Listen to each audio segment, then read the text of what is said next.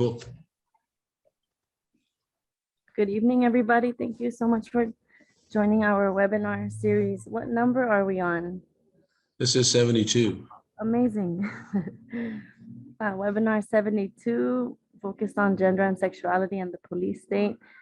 We'll be talking about criminalization of our gender and sexuality today. Thank you so much for joining this conversation and starting it up too, Susan. We're definitely gonna touch on these attacks, these ongoing attacks, and hold space for that and our fight back, our community power that we have here together and beyond. So thank you for the space. My name is Mariela Saba, and I'm just going to help us open the space. In order to help create a safer space together, we'd love to have opportunity to meet each other, at least briefly, even through Zoom. We'd love to do a round of introductions to know who we're in community with. So this is not mandatory, but we really encourage it in order to know who we're having these conversations with. And thank you. It's also, optional to turn the camera on or keep it off, whatever feels safe and good for you. We want to respect that. For our intros, we invite you to share your name, pronouns, and the question. We've had this question before. We want to bring it back to tonight's conversation. If you can share any example of how your gender and or sexuality was affirmed and or attacked. It could be a recent experience, anything that you feel is something you'd want to share in the space, and I can get us started. And I was thinking about this question, so take your time.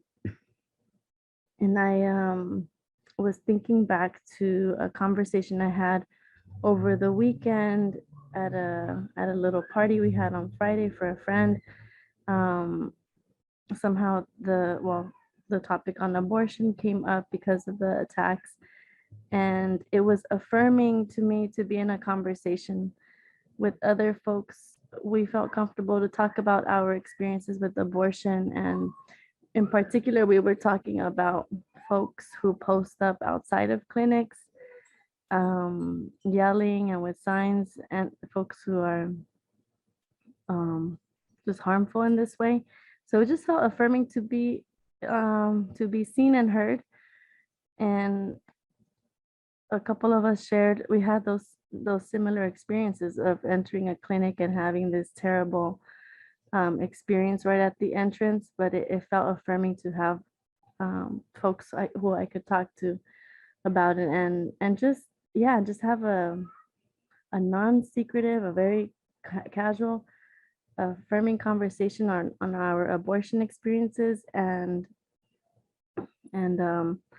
a reminder to have these conversations more so, or to share our testimonies, especially in this time. So that's what I wanted to open up and share with y'all to get our conversation going today. So I'm gonna pass it to anyone that feels like sharing. Again, your name and pronouns for me, she, they, feels good. Anything with respect and love is good with me. So if you could also share your name, pronouns, if that feels okay, and an experience that affirmed and or attacked your gender and or sexuality.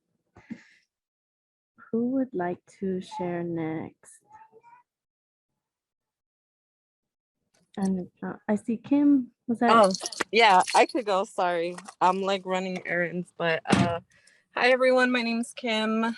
My pronouns are she, they, and I have recently came out to my family as bisexual, and my little nephew was asking about my cat and if my cat has a boyfriend or girlfriend, and he's 6, so that really warmed my heart, even though it's still like going through like binary genders. But the fact that he knew that my cat is a quote unquote girl, and he's like, oh, does she have a boyfriend or girlfriend, that really like meant a lot to me. Thank you.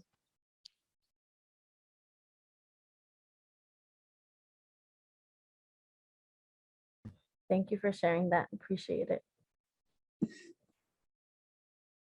Who would like to share next? Susan, I see you. Yeah, hi. It's Susan. Call me anything. Just don't forget to call me. Yeah, I'm so glad to be here and in this conversation and talking to you, especially at this time. I mean, women all over the world are taking a hit right now. I mean, like unbelievable. So yeah, and this group raises consciousness on a level that a lot of people are not aware of. That it goes beyond just your body and what you do with it. It's your data and what and they can see and they see everything now. You cannot hide. Thank you, Susan. Thank you for being here and joining us regularly. Appreciate seeing you and hearing you regularly. Who would like to share next? I will go. Hey all. My name is Chella and I'm one of the facilitators tonight. I've been a part of Stop LAPD Spying for the last 7 to 8 years. I'm also been a part of LA Camp for the last 7 to 8 years. I do live in Skid Row. My pronouns are she and they interchangeably. Now, a time when my gender was, I'm gonna look at the bright side today. I think last time I did this, I did the attack. So today will probably be.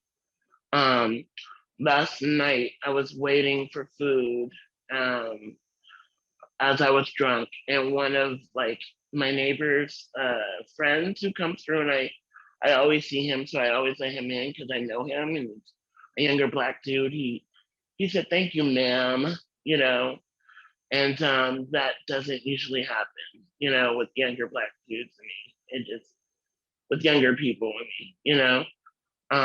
As well as another thing was going to LA Can this Saturday for an all-women self-defense class and being, seen and heard there too as well, and being able to be visible, So I think those two things were really validating to me. So yeah.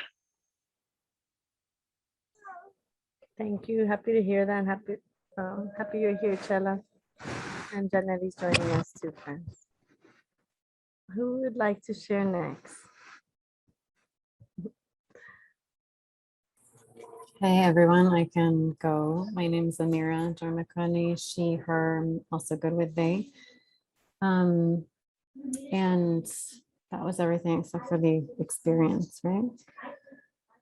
I don't want to be so intense on the first time I'm meeting most of you, but it's being the week of September 11th, it's been on my mind lately with the anniversary, all of that. Sorry about my dog that I had when it happened. I had recently come out to my folks and was estranged from them. So maybe it's like there's also some other turn in there. It was a super hard time to be estranged, and but happy to be back in touch now. So I will share that. Thank you all. Thank you for sharing. I'm happy to be in touch as well. I have a couple more folks. Name, pronouns, and experiences where your gender and sexuality were affirmed and or attacked. And I gotta watch Janetti not fall off the bed. I can go next. Hi, everyone. Good evening. My name is Jessica Melendez, pronouns she, her, hers. I think one time that I felt very affirmed, and it kind of came out of nowhere in my gender was, I think, a few years ago. I was working with a group of folks, and they decided to do like an International Women's Day brunch, and just kind of surprise all the women at the office with that. And it was really heartfelt. It was organized by like 2 POC women, and just the intention with what they did, with how they did everything and organized everything. But it was more than just a brunch. It was everybody like talking and affirming one another, sharing their thoughts about folks in the room as well. So I think that was one of the most empowering experience that I've had as an adult in the workplace and as a woman in organizing spaces. So definitely something that I hold dear to. But yeah, thank you guys for allowing me to be here. For sure. Thank you for sharing and welcome, Jessica.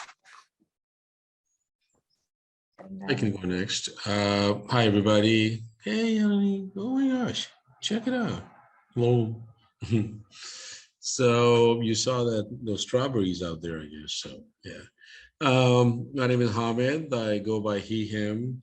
And over a few decades now, I've continued to have very interesting experiences with folks, particularly my friends who I've known since I was growing up, that I guess it's their deep insecurities where, my work and speaking about misogyny and speaking about gender violence and gender fluidity and being gender nonconforming, and just it's always is you get such sort of hateful rhetoric. Also, you are one of those now. Oh, you are now doing that. And it's got to a point over the years that it's almost I just try to needle them more just to piss them off. And I mean, it's almost one of those things like, how do you make people irrelevant in your lives? And what is your journey of unlearning towards abolition, which really is your own personal unlearning, a lot of it. But it's just, it's interesting. Like, then like the other day I was having dinner with a couple of folks and they were like, yeah, you sit there and use these words to impress us about misogyny. And I'm like, I don't know if misogyny is such a big word. I mean, it is a horrible word, but just whatever.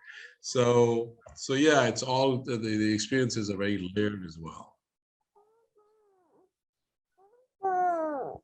Thank you, Hamid. That's the sound for Chi-Chi. Who would like to share next?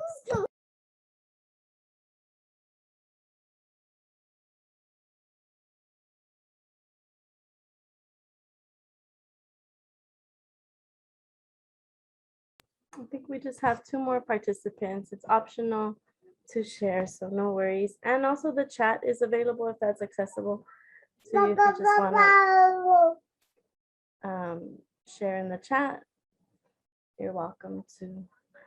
So just gonna open it for Andrew or Farzana if either of you want to share, and that's okay. Got it. Cool. Okay. Cool. And anytime folks have questions or anything, feel free to put them in the chat as well. I'm gonna pass it to our co-facilitator. Yeah, and Chela, who's been holding this space regularly. Thank you, Chela. I'm gonna pass it to you, and thank you everyone for being here tonight. Thank you, Mariela. Especially, I mean, even for being at home with your child, like we see that community support is really needed. So thank you for holding space and letting me be a little late today. So today, we are actually just going to break down, terms, and then we have another person that's going to be coming on talking about the attack on women's rights issues in a little bit. But first, I do want to, we throw these terms around. I want to break them down, and then I also want to give it what I call a little trans one-on-one, for the community. Hamid,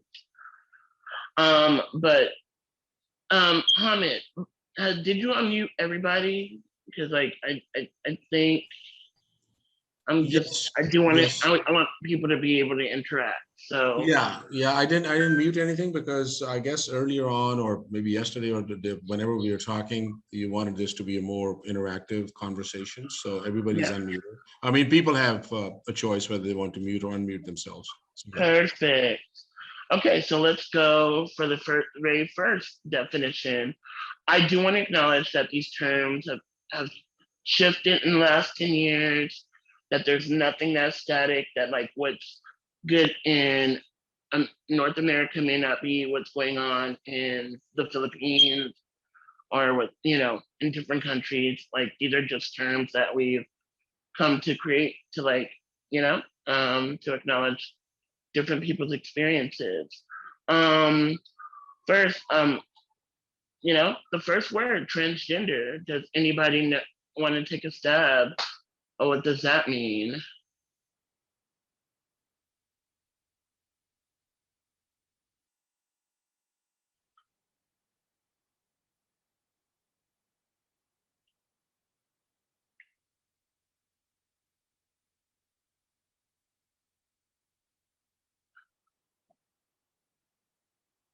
I'm not looking at the phone, so I'm gonna. Okay, well then I will go for it. A transgender person is a person that does not identify with the gender they were given at birth, right? I love this little thing we do that my group used to do. It's like when a person is born and the doctor's like, "Oh, that's a boy," because they see that they have the genitalia of what quote unquote a boy. You can't see my air quotes, but a boy has. And then later in life, they're like, actually, no, that's not my experience at all. I feel like I am a woman and I feel like I am a girl. And that way I will be, I do want to transition to be a woman. So that's what a transgender person is. Cut, dry, blank, kind of easy. Let's go to another identity. Intersex. Does anybody want to take a stab at what intersex is?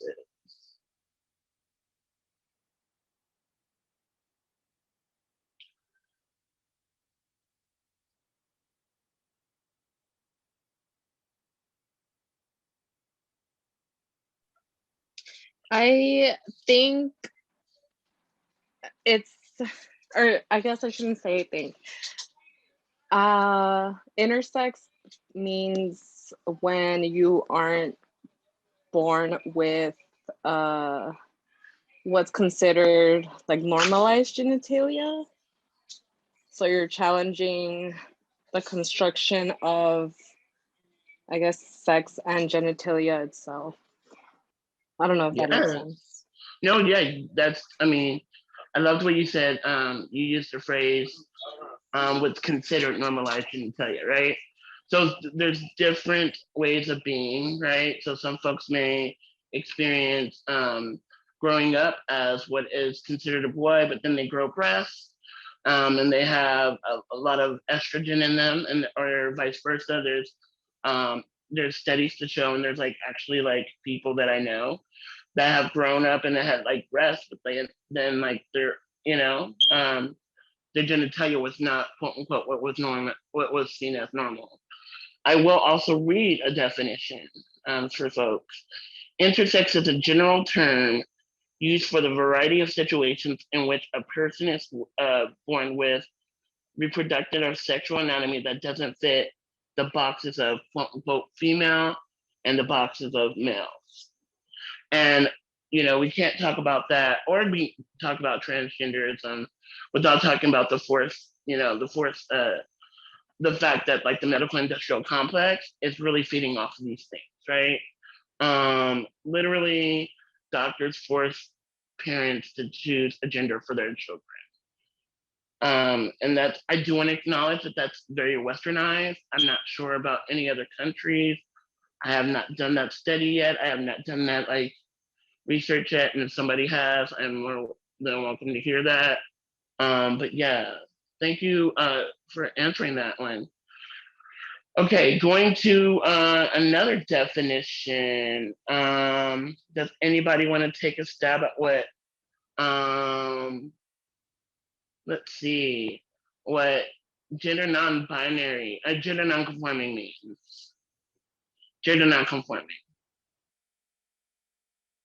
Gender non-conforming.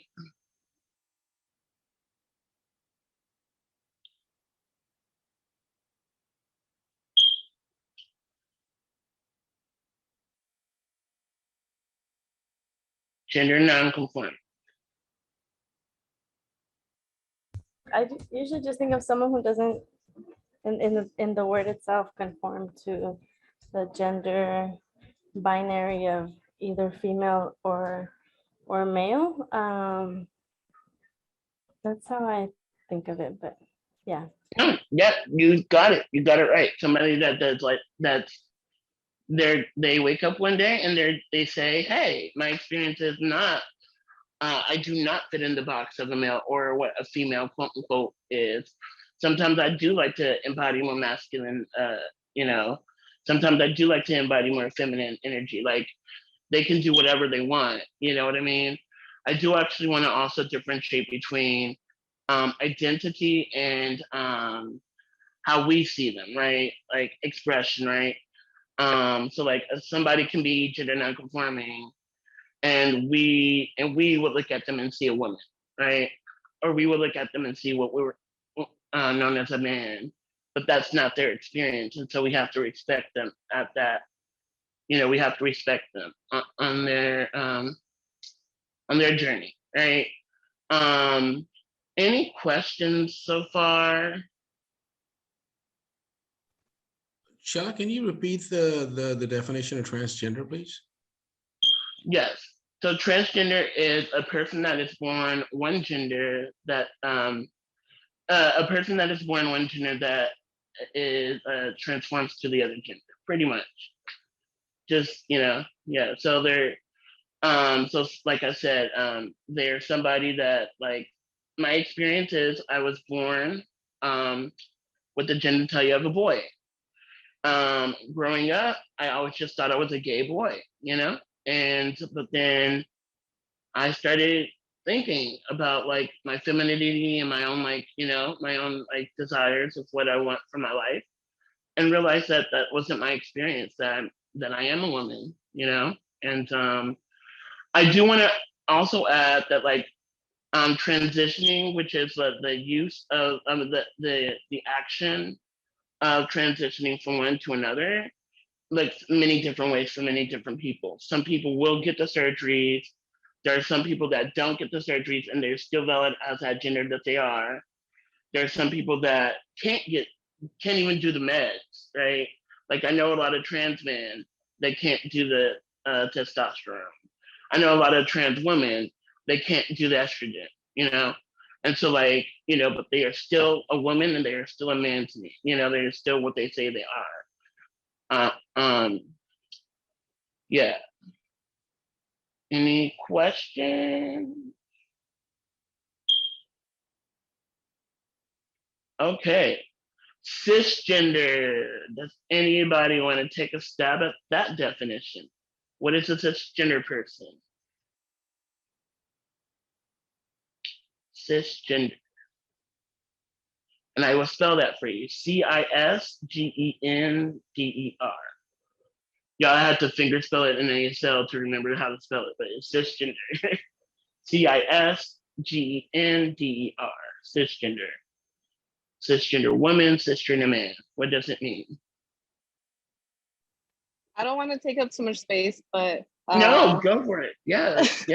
I read a transgender history by Susan Stryker, and she has this really good list of like I think all the terms in like one of the first pages, but I think she describes cis and trans to both be adjectives, and trans, of course, is describing when you don't identify with the assigned gender that they give you, and you like trans meaning like cross, or like transport, I guess. And cis meaning you do identify with the gender that you were assigned at birth. Perfect. Yes.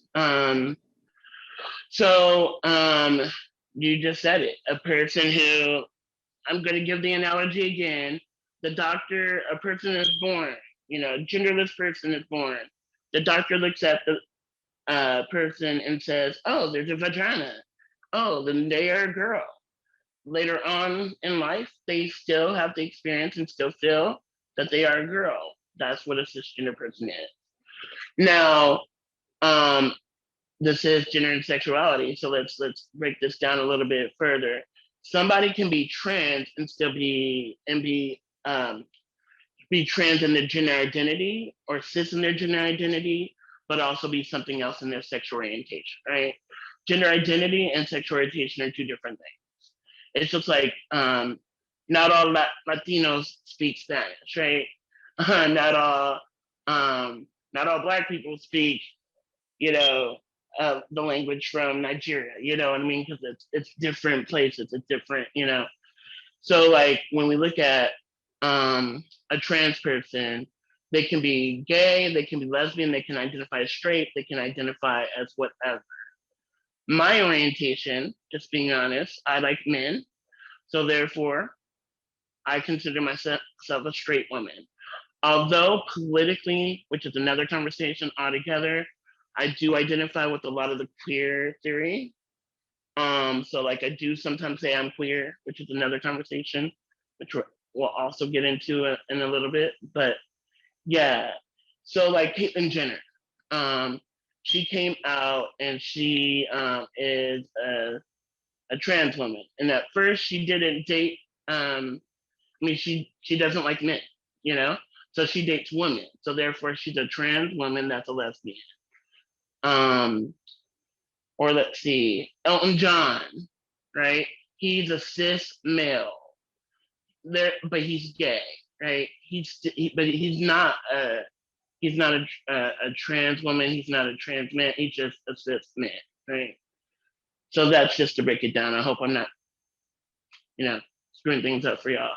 Any other questions or comments so far? We have a few more to get to. Don't worry. Going once, going twice. So, okay. The next one is, queer. Does anybody want to take the term queer?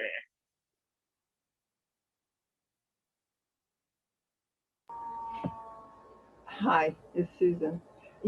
Sometimes I think I'm queer, but I am cisgender. But you just mentioned Chella. Please don't misunderstand me. This is the queer part of me. You just mentioned Caitlyn Jenner, who is a transgender lesbian. Yes. That was a man married to former Kardashian, and then she married Jenner. Anyway, and has a child. So, and he still, or she still likes what? See, that's what I mean. This is what it is to me. You be you, and I'll be me, and let's both be kind. I hear that. And that's why we're doing this, so that folks can know like how to respect. Like a lot of people still like she came out and said I am she, and people still refer to her as he. And that's. I mean, I know you didn't mean like Susan. I love you, so I don't think you mean any malice towards this at all. But there is like this thing of like, oh well, we knew them as this all our lives. And like once they start, I like the idea of like there's this like term or this conversation of like when somebody transitions, everybody else transitions with you. Everybody in your life transitions with you. Not to the same extent, obviously, but in some ways, right? Like even my mother, like I don't talk to her because she refuses to acknowledge she has a daughter. Yet my cousins, who are Latinos, they will use the feminine pronouns for me, and they have transitioned with me so far. Do they slip up? Yes. And do I give them grace? Yes. I mean, heck yes. Like I'm not perfect either. Like there's some folks in my life that I've accidentally what's called misgendering, which is the misgendering is the act of naming somebody's gender what they are not. So naming me a man, right? And that happens often, right? That happens often in my own life, in my own experiences. And sometimes it's purposely, which is real. And those are the times when I'm just like, I ain't got time for it. And there are times when it's on accident. And that's when I'm like, okay. Like I remember my first time at Black Lives Matter encampment like 7 years ago. I met this dude and he was like, hey, brother. I was like, actually, I'm not a brother. I'm a sister. And he was like, oh. After that, he was like, I'm so sorry. And we became really good friends, you know, for a while.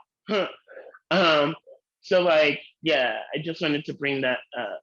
But thank you for naming that, Susan, and naming your own. Chella, Yeah, I love you too, but I just love me some Chella. Okay. Any other questions or comments so far? We got a few more to go.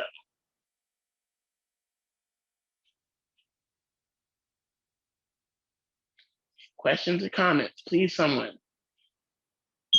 I don't want to keep monopolizing the conversation. Y'all can see I'm not a real teacher here. Okay, so I actually want to talk about the idea of passing. Passing is when it's kind of big, especially within the POC circles. It's when you pass as a certain thing, right? That is a very complicated conversation, right? Because that implies that you're trying to fool, right? Another conversation that happens with like, especially specifically trans women, because trans women are the ones that, because of misogyny and transphobia, trans girls are the ones that get it the worst. Let's just be honest, and so when it comes down to like, when a girl is murdered, there's this discourse that happens. Oh, well, they shouldn't have been fooling. They should have told the man that they were born a man. They should have. No, that's not the case. Real talk, right? The case is most men know. I'm going to be honest. Most men know trans women are trans. Most men are attracted to that. Let's be real. Like, I can show y'all my DMs just to show y'all the proof. That being said, there's also like this thing of like passing as it's a complex conversation, because like, does the person pass as like a woman that's not beautiful, or does the person pass as someone that is beautiful? Because we can't talk about passing and what people look like without talking about beauty, because beauty is a fucking currency in America. Let's be real.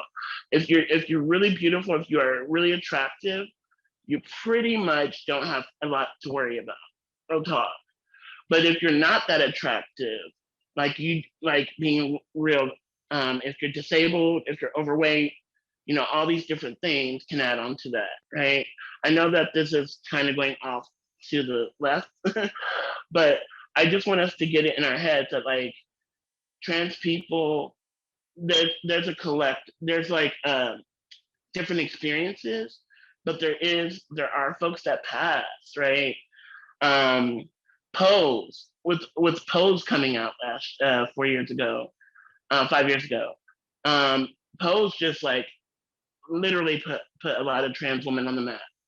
MJ Rodriguez, Angela Moore, India Moore, Angelica Johnson, like those women have been featured on other movies now, right? And they're beautiful. I wish I could like show you all their pictures. They are beautiful, right? I even remember showing it to one of my neighbors who was a trans woman, and her being in my room, and she was like, I was like, oh yeah, this girl's a trans woman. She's on my list, and she's like, oh, I wouldn't have guessed. I was like, that's another thing, we got to talk about, which is kind of, microaggression-y, you know what a microaggression is. We can talk about that in a minute. But yeah, does anybody have any questions or comments about what I just said?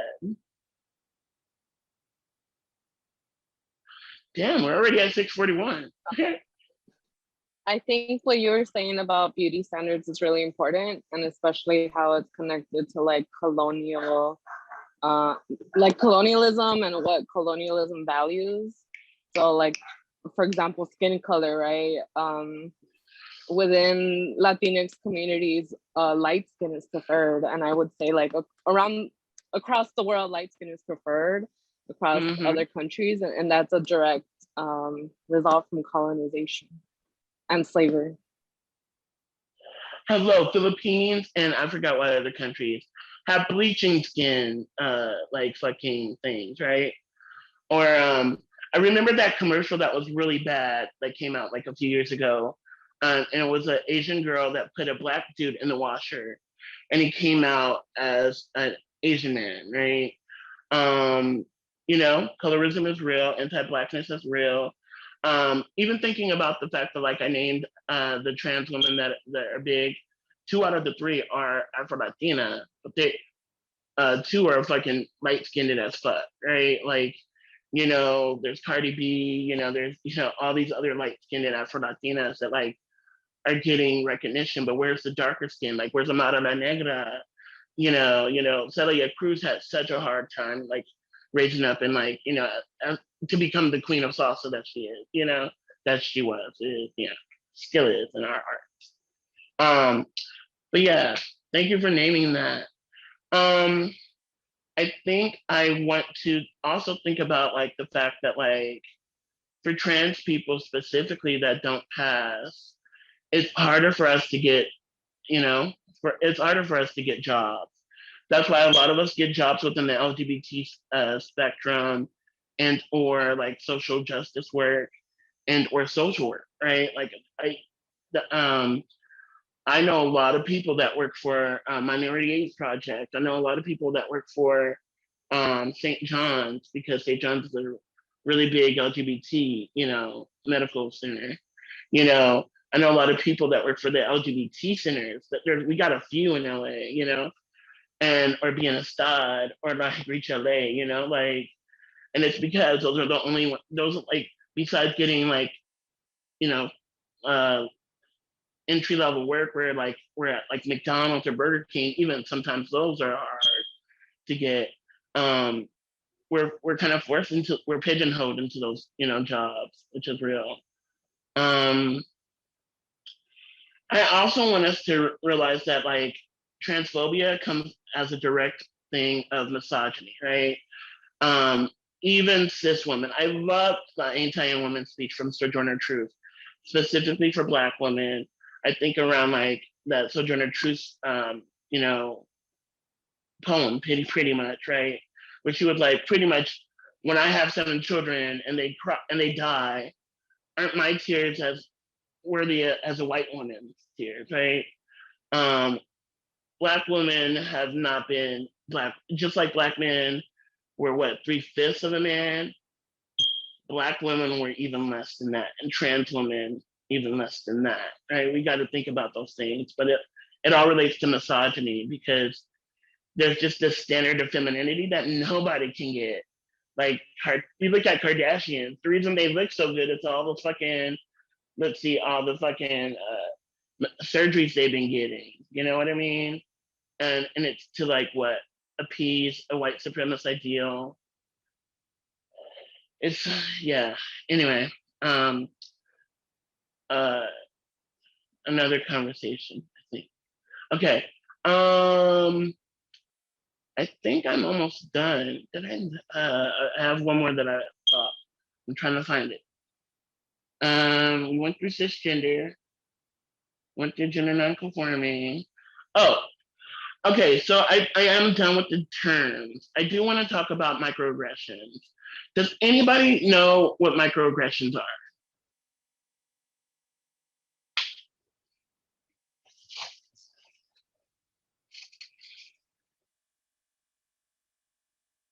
You don't? I got some really good ones for you that I've heard.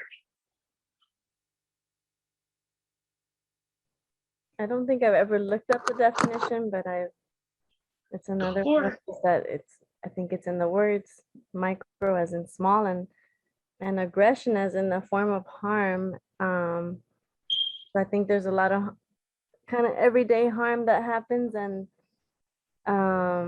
this one feels like maybe it's not like an extreme form of violence, but it's it's like when people are being harmful and just like, I don't know, slipping it under there, just like putting it in there. And it could be intentional and it could be unintentional. But I feel like it's just like harm that is, it's harmful. And it's not, we're not talking about extreme violence, but it's, it could be in the way people are misgendering somebody or, yeah, I think there could be a variety of examples. But I feel like I get like this feeling of like it's just like being slipped under there, like and there's a word in Spanish that I'm trying to remember right now that makes me think of it. I'll bring it up if I remember. Thank you for saying that. Or indirectas, that was the one in Spanish I was trying to think of. I think microaggressions make me think of indirectas, when you don't say something directly, but you're just like throwing some shade indirectly, some harm. That's it.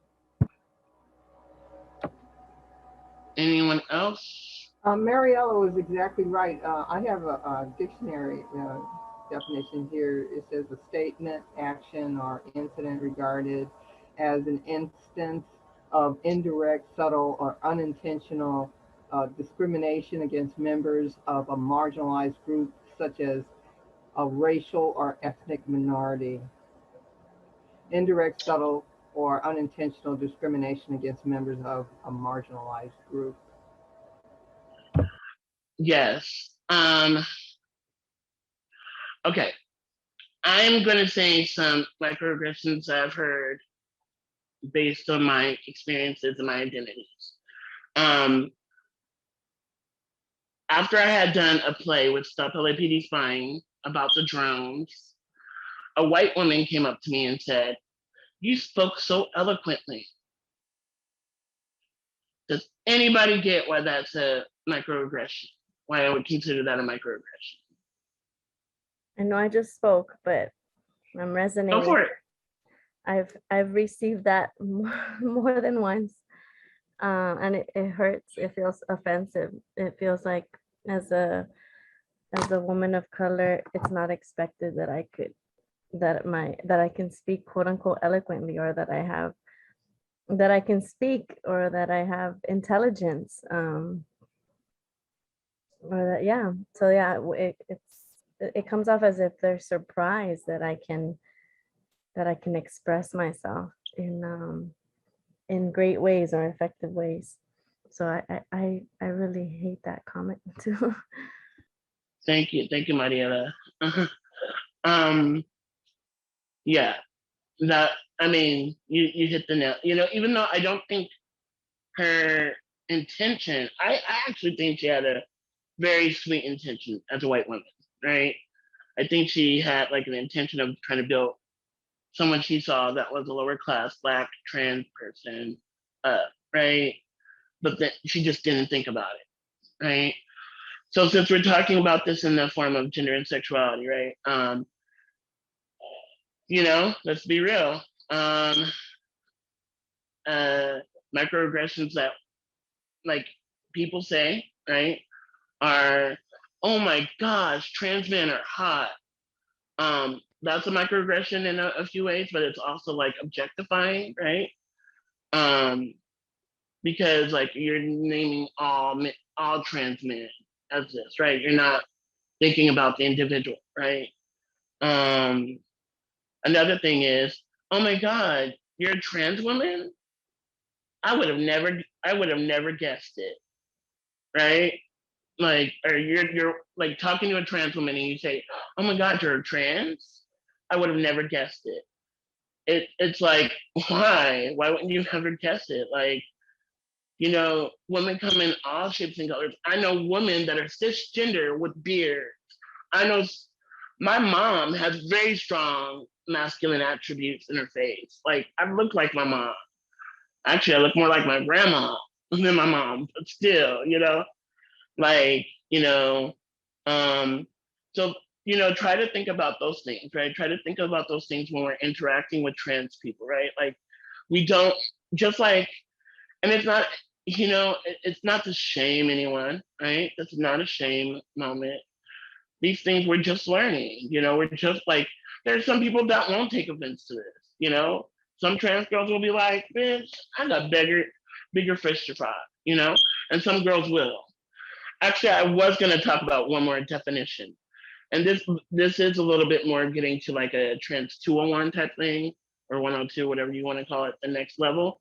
But dysphoria, right? Dysphoria is when you think you look a certain way in your head, and then you look at yourself in the mirror and it doesn't match. And because it doesn't match, that creates this like depression, right? So like every time, for me, just being real, every time a man, even on accident, doesn't recognize my femininity, it creates this thing, this dysphoria thing. Not all trans people deal with dysphoria, real talk. Some don't fuck with it, and I'm like, I don't, care. I know who I am. I've done the work to do this, to be who I am. And that's brilliant, and that's beautiful, and that's amazing. But I'm telling keeps it real. I deal with it. I deal with it on the daily, even though I look like more like the femmes in my family than the men, which is like, I've always been. It's funny, even before I started transitioning and identifying myself as femme and as a woman, I would get misgendered as a woman.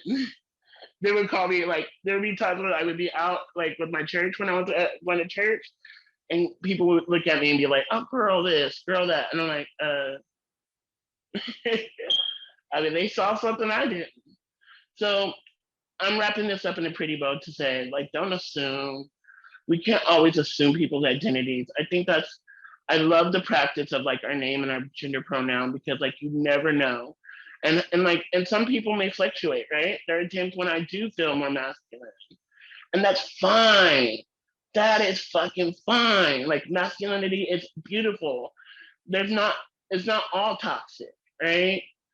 And there's other times when I'm like, hell no, I wanna put some like beautiful like purple lipstick on, like, and put like my hair in this way, and put and that's fine too. Just fucking see us for who we're freaking are, and stop, and start listening to us. I think you're all here because you want to support, or you have some identity with the trans, or being trans or queer, and that's fine. And if you're not, that's fine too. That's great. You're a supporter. I don't believe in calling people allies. I don't believe in that. I don't believe in the ally industrial complex.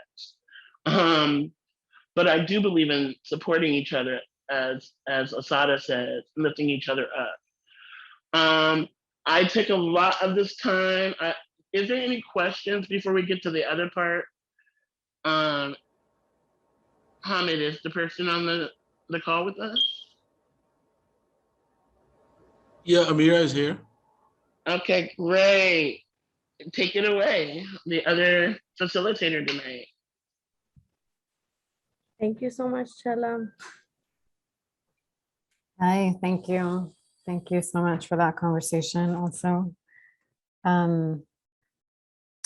So I'll just make some comments. I'm not sure what my role is. Oh, I'm sorry. I'm sorry. Yeah, I'm sorry. I mean, you can do whatever you want. But mainly just talking about like the recent Texas abortion law and some context and things. Yes. Is it better if I'm not an expert in this, so I'll just say that first, and then I'll try to give like a brief overview and in some kind of ways, and then maybe open up for some questions for conversation for us that will have to do with like surveillance and data and these kinds of connections to the law that recently passed. So I think people are calling it like an abortion ban even, right? And there's also the sort of conversation in the air around the Supreme Court and the fact that this question of whether this will be a road to overturning Roe v. Wade. So I just wanted to maybe start there for a brief second to think about, name Roe v. Wade as the case that makes abortion legal in the United States in 1973. And so all the conversations around whether this marks a kind of road toward this super conservative Supreme Court moving toward overturning Roe v. Wade. I just wanted to name that in 1977, there was a Hyde amendment, what's called the Hyde Amendment to Roe v. Wade, which specified that though abortion was legal, no federal funding could be given to provide abortions. So in effect, it has, although it's been legal, it's been inaccessible in terms of, if we want to think about it as a reproductive justice issue and not just like a reproductive rights issue, which is how it's often talked about when we bring up Roe v. Wade. That means that it's really been inaccessible for poor and poor women of color since 77 and when the Hyde Amendment was passed. So that's already a kind of issue that we just want to like ground all of this in, I would think. So, and then there's a whole like conversation we could have about the Supreme Court and what that means. The reason why people are making that conjecture, taking that guess about a Roe v. Wade being overturned is because it was, people tried to get an injunction against this law since it was like clearly unconstitutional on its face. The law itself, the way it's written, is unconstitutional, the one that was just passed in Texas. So people went to the Supreme Court and said, can you stop this? And they said, we decline to comment on it right now, like let it stand. And then, you know, it can come to us later. So that's why people are worried about that. But maybe more importantly is the law itself.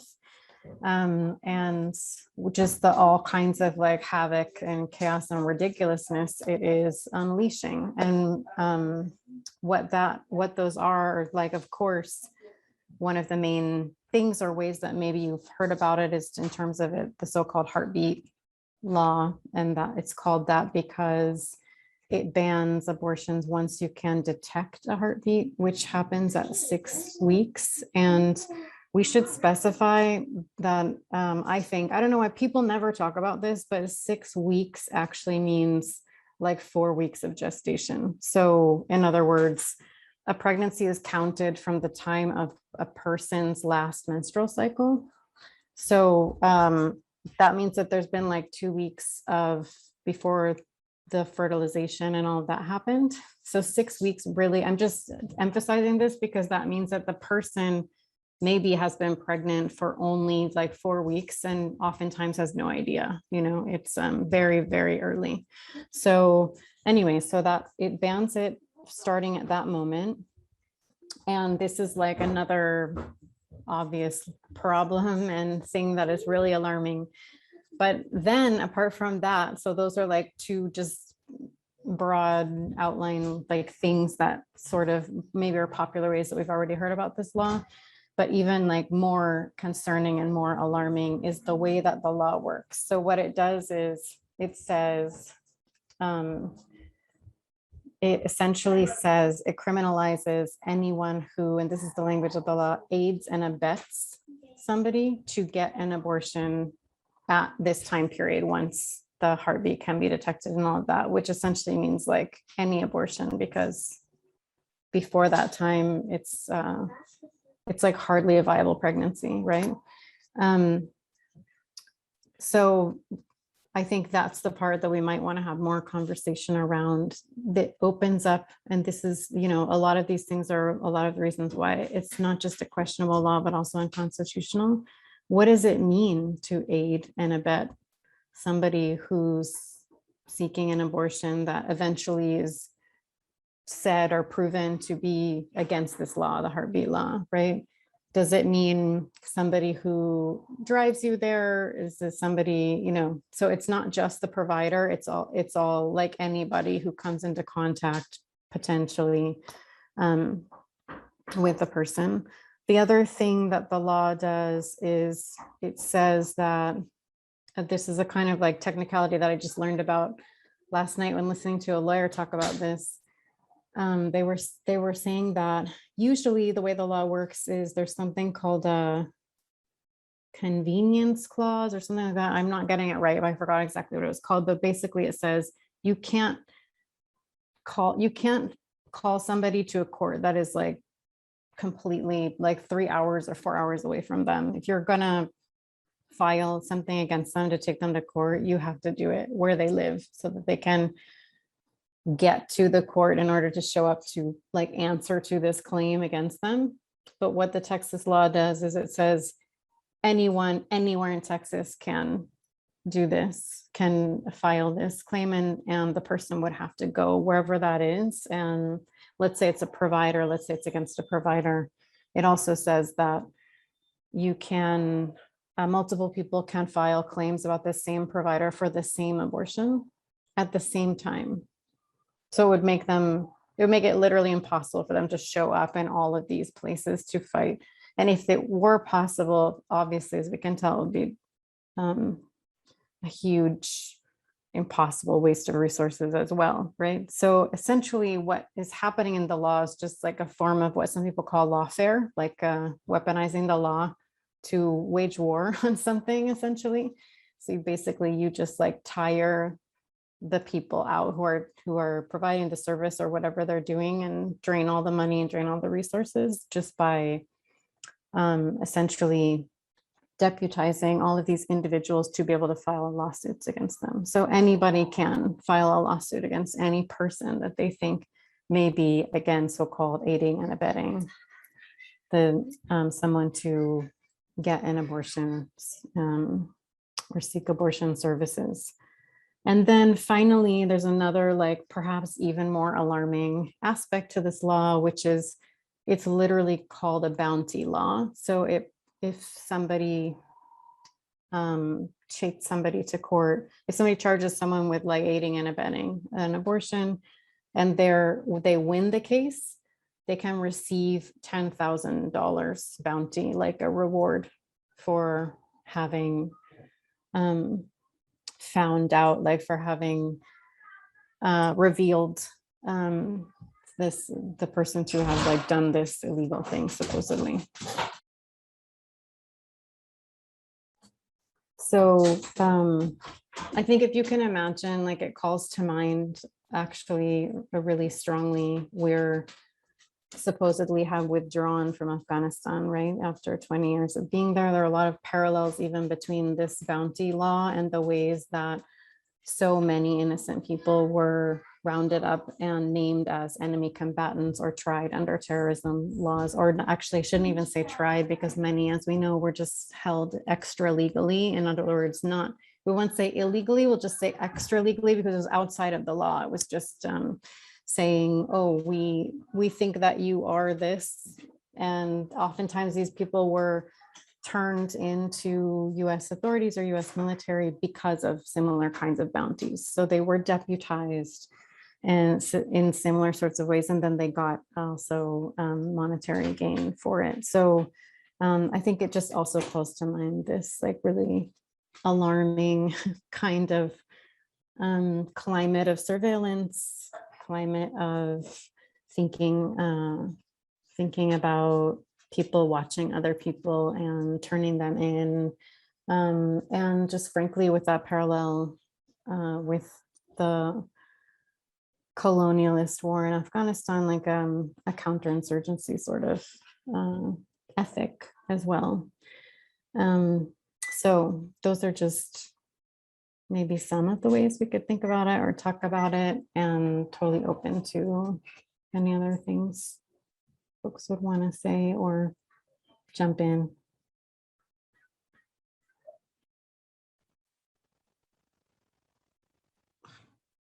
Have they spelled out that what is the role of law enforcement in this thing? Like, are they, does this law require law enforcement to engage in active surveillance of people, or yeah, just in general, what is the role of law enforcement?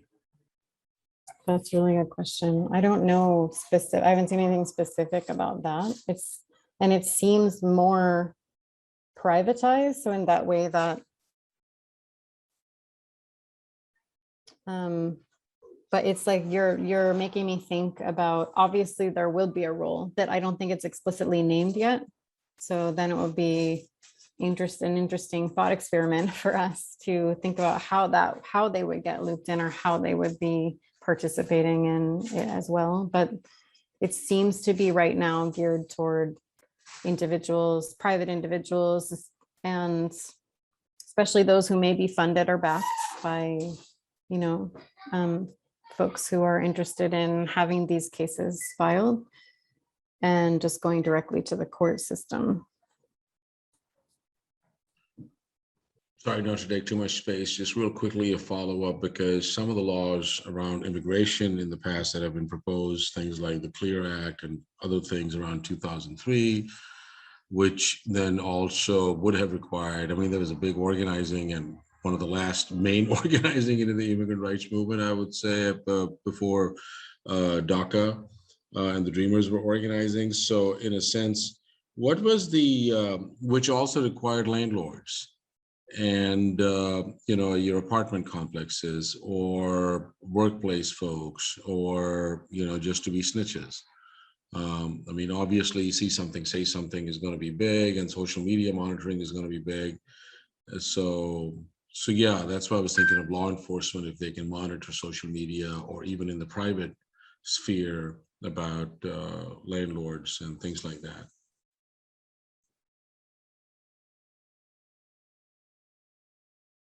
Do we know much about that? I don't yet. I really appreciate the invitation to think about it. I also feel like that sort of social media monitoring, that I know that it's certainly something that is happening through PD. It's also that, I mean, it's just that partnership, between the, I almost feel like this law is using the more flexibility of the private individual and the corporations to back those private individuals to just do things that supposedly law enforcement is not able to do. Yeah, so that's a good question to think about, what would be the behind the scenes roles in all of this, or how would they be collaborating together? I do think thanks for the comment about the parallel with stand your ground laws. And I also have noticed that a lot of people are using this formulation Texas Taliban, which I think is interesting also. If we could talk about more about that, what is that doing and what does that imply? Yeah, I've also seen tweets about that, and people are just straight up saying no, this is KKK Protestant, laws. But oh yeah, all the questions that you all are talking about really makes me think of. I don't even know if they're still. I don't think they're still legal, but basically the criminalization of mothers who were using substances and being tried for, I think, manslaughter or something if their child had any negative effects because of that substance. And of course, it targeted mostly Black women, and it was doctors, I think, actually, who would call the police when they would suspect something like that. I can't remember, but I remember reading articles about it. So I'm also wondering, what's the role of doctors, the medical industrial complex, and how are they potentially going to be, the ones colluding with cops? Yeah, that's a really good point. And it also makes me think of, I mean, similarly, there have been laws up until really recently, similarly criminalizing, and actually even as far as sterilizing women who, who would be labeled in that way, if they had been using, then, and let's say, and there had been sterilizations happening in California jails in these kinds of cases. So, and when I say sterilization, I just mean a forcible surgery to, tie tubes or make sure that, or perform an operation that would prevent pregnancy from happening again.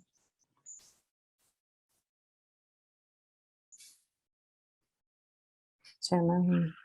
Yeah, you actually asked the question too, and it's the same question I have around like what are they going to mean about aiding and abetting? Like I think about like automatically think about the right thing, but I also think about like they do monitor Venmos and PayPals and Cash Apps and Zelles. They monitor that shit. So I'm wondering like finances too. I'm wondering like are they going to monitor if people go out of the state for an out of state abortion or out of country abortion, those kind of things. Yeah. And what kind of punishment, will be, this whole thing is just so gross. But yeah, I think about those things. You're not alone in thinking around that. That's what I was thinking about saying. Muting. Yeah, and they asked that same question on the program I was listening to last night about if someone went out of state, would that be aiding and abetting? Or somebody helped, if somebody helped someone else go out of state, would that be considered this? I think in like all the cases, it can be interpreted, this is the problem when a law is written in this way, and or with many laws, and this is the process of criminalization in general, that of all the ways that it can be interpreted, right? And when you put that together with all the ways that data can be interpreted and collected, it gets even more scary. And as Hamid, you were saying, thinking also about how online activity can be interpreted as aiding and abetting through, comments on social media or GoFundMe's or all of these kinds of things.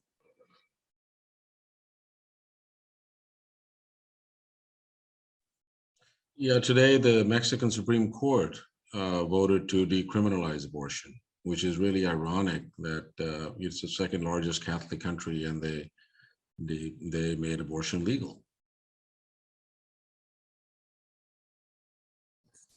The movements on the ground.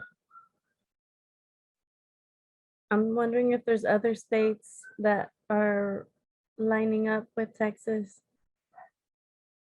Yeah, good question.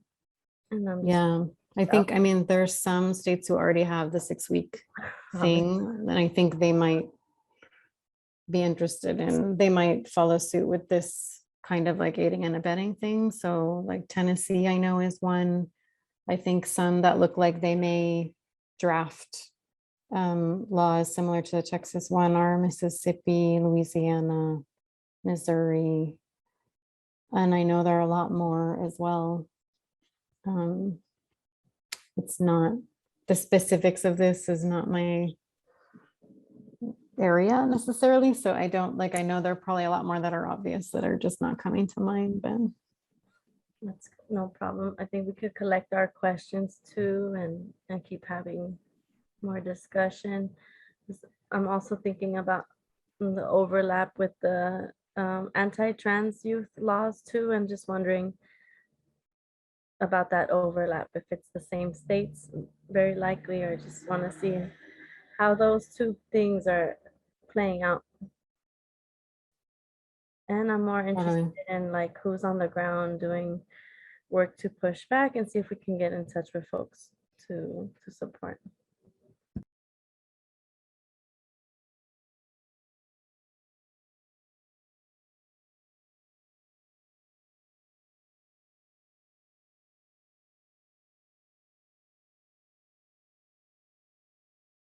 Did you want to say something, Kim? Yeah, I was just gonna ask if anyone knew if, I forget his first name, but the guy who's running during this recall, Elder, if he had any talking points about following this ban, or because I've seen a lot of kind of scare, Larry Elder, a lot of scare tactics of if you don't vote, if you don't reelect Gavin Newsom, like Larry Elder is going to do the same thing as Texas. So I was just wondering if anyone has heard of any talking points that he's used that are related.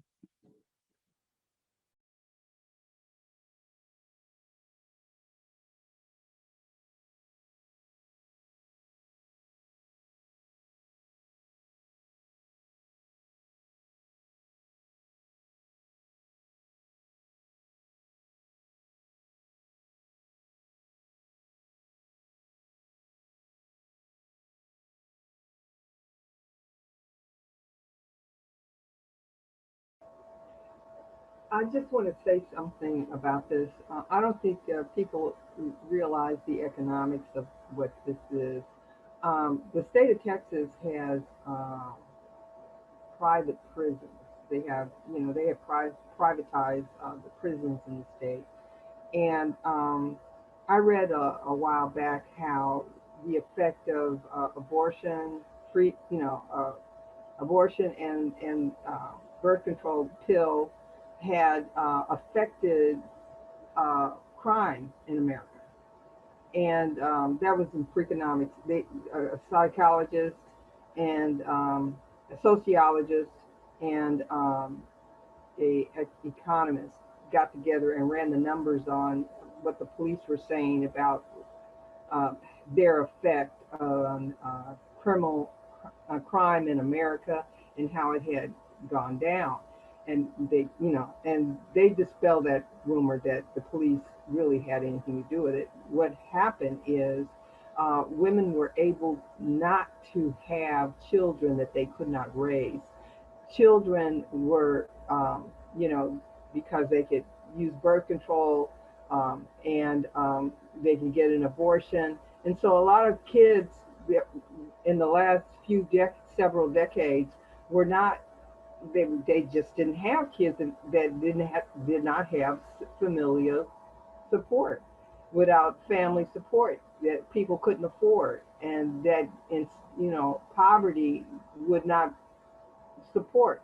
So that is the reason why crime went down, not because of what police do or did in the last several decades. And Texas has private prisons. I seriously believe they understand, and it is intentional, that this will affect birth rates, and they will continue to supply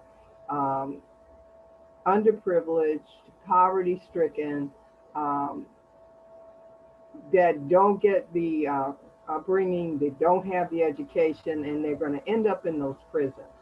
I don't know, maybe that's a stretch, but I really think they know what they're doing. And women that can't afford to go to Mexico to get an abortion, or can't afford to go to another state and get an abortion, are going to be just saddled with children they can't raise.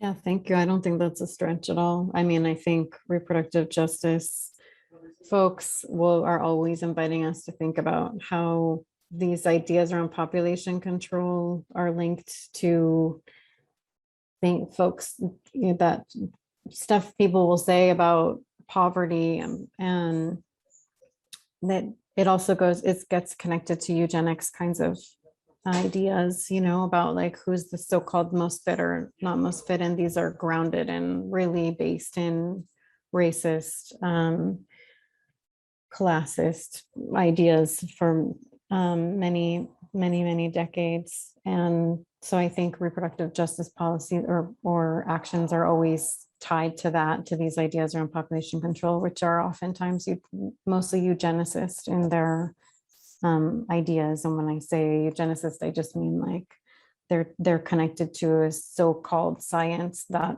is really based in racist scientific notions that are about maximizing life for certain populations, having to do, maximizing whiteness and um, and also controlling and or minimizing and or eliminating life for people of color and poor people. And warehousing, like in the form of prisons, is another mode of the same sort of thing. So I think they definitely go hand in hand. Yes, of course, this is going to support, it's going to support the police department. They're going to need, I mean, you know, they're thinking ahead. They do that. That's what they do. They think ahead. They do the models, and they can see this means funding. This means funding, more funding that's going to come our way. And, you know, and they're going to need us in the school to manage, you know, in schools to manage these kids that are going to come into school. That, you know, the only interaction they'll get with anybody will be the police in their schools, you know, because they won't get it at home. And it'll keep those prisons full. And it's a growth industry in Texas.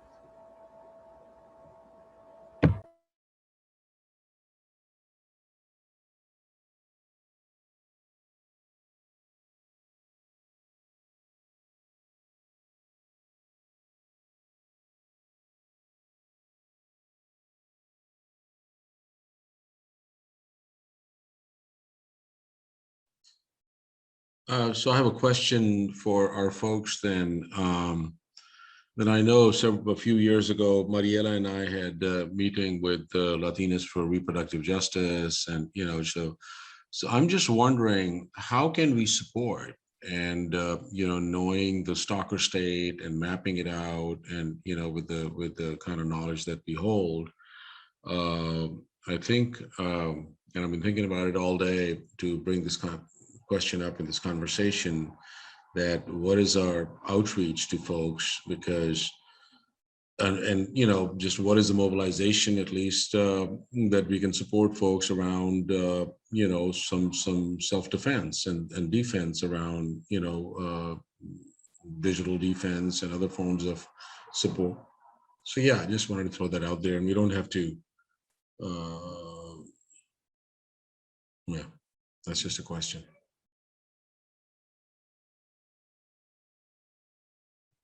I also appreciated the suggestion that we look at both the laws, you know, the laws coming up in all the different 22 states around this 6-week heartbeat thing, and the bounty and surveillance and all of that, alongside anti-trans laws, and thinking about whether there's overlap and what's happening there too.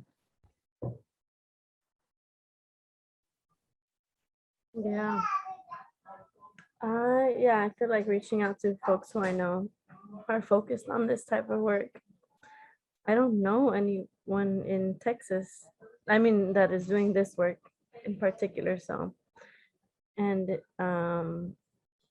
so yeah, I just feel like reaching out to folks. And I know abortion will be needed today and tomorrow. So folks are probably reconfiguring and figuring out how to do this in the underground, quote unquote, underground way.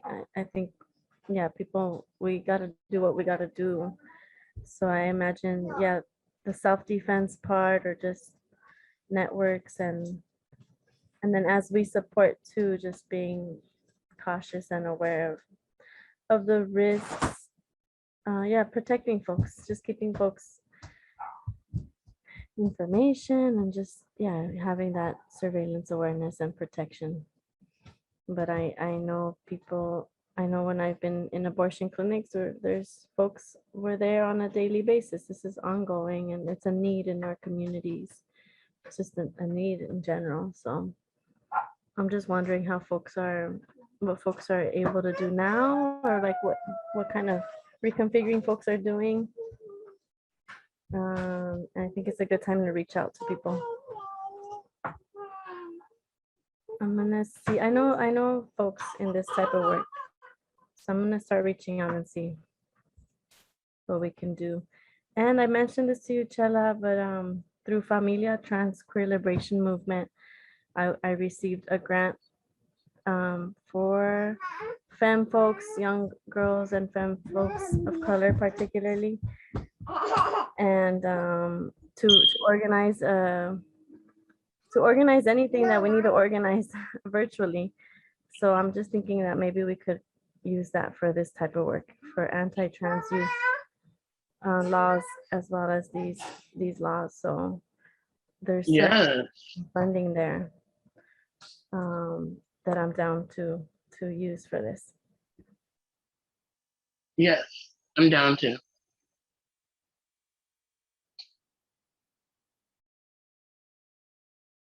It comes from the Say Her Name organizing. It comes from the Girls and Women of Color Say Her Name. I don't know if it's a project or, but I can get more details for us. I think it's a collective. I think I might know some of the folks that are part of that. Okay. Yeah.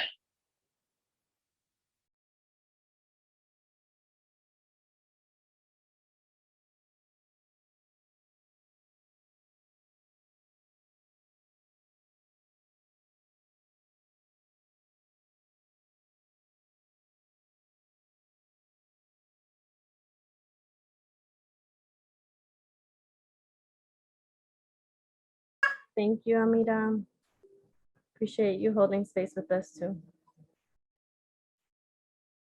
And I'm not sure if there's anything else, folks. We can also wrap all together. If there's any other questions, comments, suggestions for our next session, we meet every first Tuesday of the month. And we have there's meetings every Tuesday. And next week is on the war on youth, which is related to this too. But I wonder if there's any other questions or comments, and maybe we're all able to wrap. All right, just wanted to, because I made that chat comment about the gender unicorn umbrella, was sort of making a joke. I just wanted to name that because the gender unicorn is like sometimes used as a graphic to explain the term of some of the terms that Chila started us off with. So I was just making sort of a joke about that, because also people used to say oftentimes in their definition of queer, which I think is not the most useful definition, but sometimes they would say, oh, it's an umbrella term that like captures all these other things under it, like lesbian, gay, bisexual. And it's not, that's not really, I don't know. Anyway, that's a little imprecise, but anyway. So I was kind of I'm on smashing your all that train. stuff together. Sorry. I'm on your bus. Yes. All right, cool. I use it as a very political term. Queer as in fuck the state. Abolish Exactly, as a verb. Yeah. Yes. Yes. Be queer, do crime. Hashtag.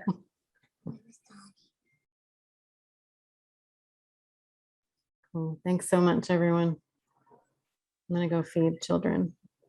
Yay. Thank you, everybody, and all of us. We're all a little queer. Everybody's a little queer. Love you, Susan. I love you too, Chella. See you. Bye, Hamid. Bye, everyone. Thank you all. Have a good night. Bye, Janelle.